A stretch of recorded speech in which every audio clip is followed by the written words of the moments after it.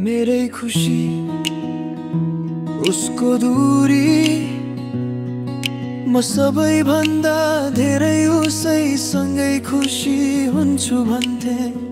यही थाहा पाएपछि नै उहाँले त बिस्तारै मलाई इग्नोर गर्न थालेको रहेछ। म मन खोलिरहँदा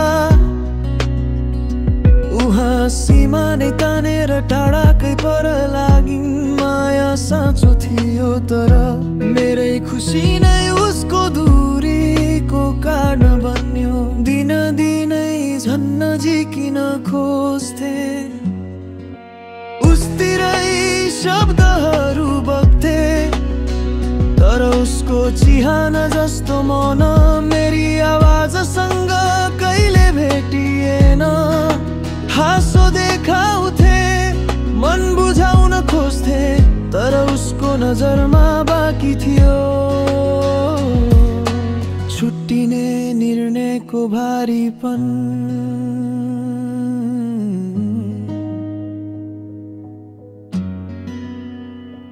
कहिलेकाहीँ माया पनि अपराध जस्तै लाग्छ।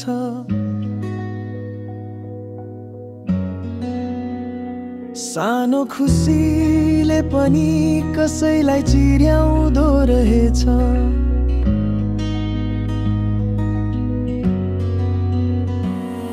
मेरो मनले चाहेको मान्छे मबाट किन डरायो, यही प्रश्नले हरेक रात पोल्दो रहेछ।